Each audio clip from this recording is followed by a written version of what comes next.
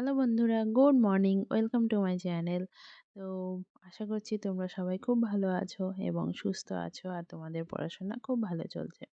তো এই ভিডিওটা গাঁদা ফুলের যে ভিডিওটা আমি তোমাদের সাথে শেয়ার করলাম, এটা আমার গত বছরের ছাদে লাগিয়েছিলাম সেই গাছে।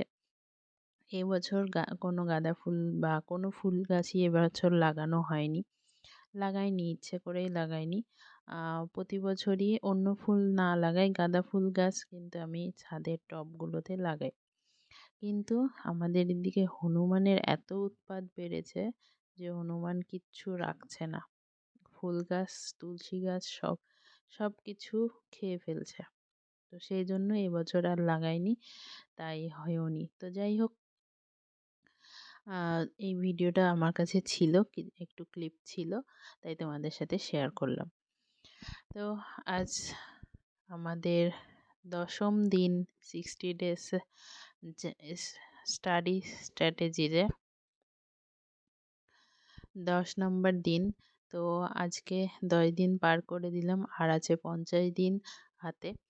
তো আজকে আমি পলিটি পড়ছি।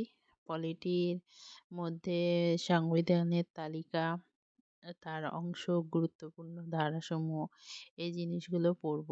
সংবিধানের তালিকা, তারপরে সংবিধানের 22টি অংশ, তার যে 370টি ধারা রয়েছে সেই ধারা সবগুলো পড়ছি। তো এইগুলো মনে রাখা না খুব কঠিন, মানে উল্টো পাল্টা হয়ে যায়। কোন কোন ধারাতে কি কোন জিনিসটা আছে, এই জিনিসগুলো উল্টো পাল্টা হয়ে যায়, এজন্য বারবার পড়তে হয়।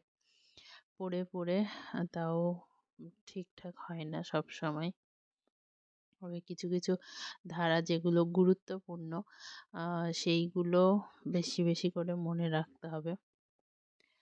তো সেইটাই আমি বেছে বেছে, যেগুলো ইম্পর্টেন্ট, বিভিন্ন প্রিভিয়াস ইয়ার কোশ্চিনে যে এই এসছে, ধারার মধ্যে থেকে যে কোশ্চিনগুলো এসছে, তো সেগুলো দাগিয়ে নিয়েছি এবং সেগুলো একটু ভালো করে মনে রাখার চেষ্টা করি।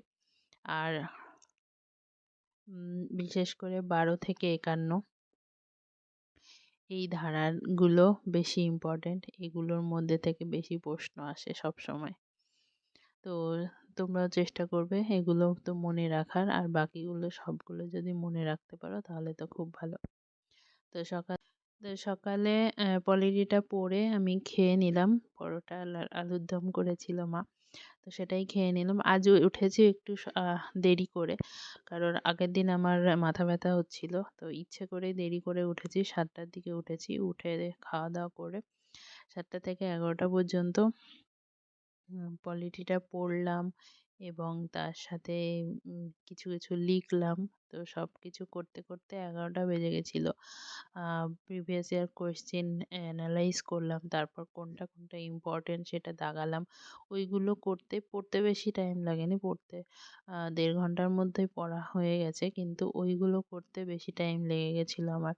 প্রথমে অ্যানালাইজ করলাম প্রিভিয়াস ইয়ার কোশ্চেনগুলো, দেখলাম যে কোন ধারাগুলো বেশি ইম্পর্ট্যান্ট আছে, কারণ এতগুলো ধারা মনে রাখা সম্ভব নয়। তো সেইগুলো করতে করতে অনেকটা টাইম লেগে গেছিলো। তো তারপরে খাওয়া দাওয়া করে স্নান করে একবারে ম্যাথ নিয়ে বসেছি এখন ছাদে গিয়ে। আর আজকে আগে আজকে কি করেছি, আজ 10 দিন, এই 10 দিনে কি কি ম্যাথ করলাম, তো সবগুলো মিক্সিংভাবে আমি ইয়ে প্র্যাকটিস করছিলাম, কারণ আগেরগুলো ভুলে যাব, পেছনেরগুলো করতে গেলে আগেরগুলো আবার ভুলে যাব যদি আগেরগুলো প্র্যাকটিস না করি। ভুলেও গেছি, আবার নতুন করে আমাকে রুলসগুলো বারবার করে দেখতে হচ্ছিল, দেখে দেখে করতে হচ্ছিল। তো আমি ওই জন্যে ভাবলাম যে আজকে আগের ম্যাথগুলো প্র্যাকটিস করি, তো সেগুলো প্র্যাকটিস করলে নয়তো ভুলে যাব। তো তাই ওগুলোই করলাম। নাম্বার সিস্টেম, তারপরে ঘনমূল, বর্গমূল, ঘনফল, বর্গফল, তারপরে সিম্পলিফিকেশান, ক্লাসিফিকেশান, এগুলো সবগুলো আমার করা হয়ে গেছে। তো ওইগুলোর যে প্র্যাকটিস বের করলাম, প্রিভিয়াস ইয়ার কোশ্চেন বের করলাম, বের করে ইউটিউব থেকে ঘেঁটে ঘেঁটে বের করলাম, বের করে তার মধ্যে থেকে এই চ্যাপ্টারের মধ্যে যেগুলো পড়ছে সেগুলো বসে বসে করছিলাম। তো আজ ম্যাথ এগুলোই করেছি, খুব বেশি করিনি। তো তারপরে বিকেলে আর আজ পড়তে বসা হয়নি। তো কারেন্ট অ্যাফেয়ার্সটা রাতে কমপ্লিট করব। তো কারণ আজকে উঠতে দেরি হয়েছে এদিকে, সেজন্য সব কিছুতেই দেরি হয়ে গেছে। সকালে তাড়াতাড়ি উঠলে তাড়াতাড়ি সব কিছু হয়ে যায়, সকাল সকাল তাড়াতাড়ি অনেকটা মনে হয় যে দিনটা অনেক বড় হয়ে গেছে। আর যেদিন একটু দেরি হয় উঠতে সেদিন মনে হয় যে এই সকাল হলো আবার রাত হয়ে গেল, এত তাড়াতাড়ি টাইম চলে যায়, এরকম মনে হয়। তো আজকে উঠতে দেরি করেছি, আজকে প্রায় 3 ঘন্টা লেট অন্য দিনের থেকে। তো 3 ঘন্টা দিন আমার কমে গেছে, তো সেই জন্য ম্যাথ করতে করতেই সন্ধ্যা হয়ে গেছিলো, আমার পড়াতে যাওয়ার টাইম হয়ে গেছিলো। সেই জন্য আজ আর কারেন্ট অ্যাফেয়ারটা বিকেলে পড়া হয়নি, কারেন্ট অ্যাফেয়ার রাতে কমপ্লিট করতে হবে।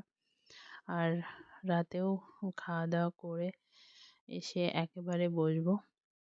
তো কারেন্ট অ্যাফেয়ারটা আগে করে নেব, তারপরে বাদবাকিগুলো করব। তো কারেন্ট অ্যাফেয়ার করে স্ট্যাটিক জিকে, কারেন্ট অ্যাফেয়ারের মধ্যে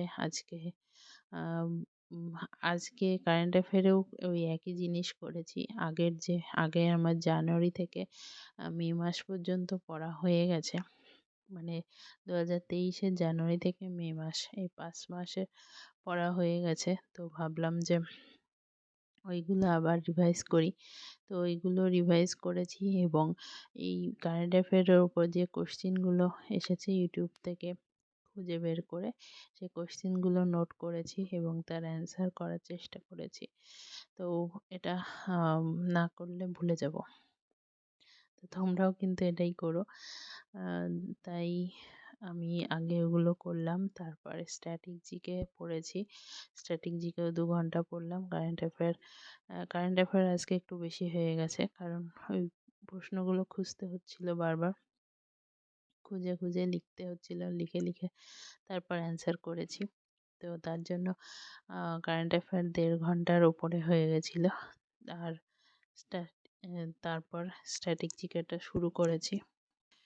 স্ট্যাটিক জিকেতে আজকে বৃহত্তম, দীর্ঘতম, ক্ষুদ্রতম, দ্রুতগামী এই জিনিসগুলো পড়েছে। মানে বৃহত্তম মাংসাশী প্রাণী, বৃহত্তম পাখি, বৃহত্তম মাছ, বৃহত্তম ডিম, বৃহত্তম জীবাশ্ম, তারপর ক্ষুদ্রতম কোষ, ক্ষুদ্রতম অস্থি, ক্ষুদ্রতম পাখি, ক্ষুদ্রতম ভাইরাস, দ্রুতগামী বা দ্রুতগামী স্তন্যপায়ী পশু, দ্রুতগামী পাখি, দ্রুতগামী মাছ, এই জিনিসগুলো পড়েছি।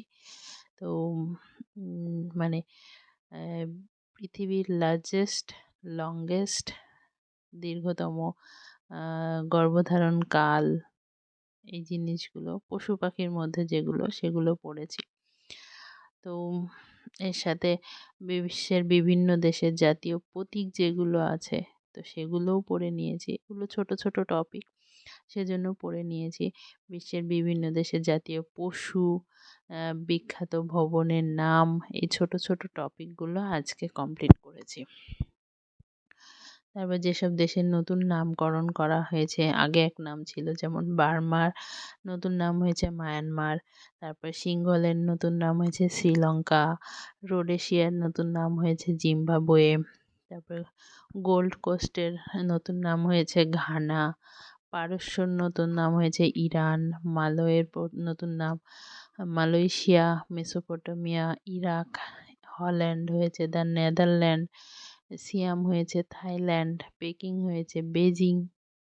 তো এই জিনিসগুলো, তো এগুলো পড়া হয়ে গেলে আমি তারপর শুয়ে পড়ব। তো চলো আজকের মতো এখানেই শেষ করছি। দেখা হবে আবার কালকের ভিডিওতে। ততক্ষণের জন্য খুব ভালো থেকো, সুস্থ থেকো, আর এই চ্যানেলের পাশে থেকো। যদি তোমাদের কোনো এতটুকু উপকার হয় আমার ভিডিওগুলোর মাধ্যমে, তাহলে একটু লাইক কমেন্ট করে দিও আর বন্ধুদের মধ্যে শেয়ার করে দিও। আর চ্যানেলটাকে একটু সাপোর্ট করো, সাবস্ক্রাইব করে পাশে থাকা বেল আইকনটা টাচ করে দিও। তো চলো টাটা।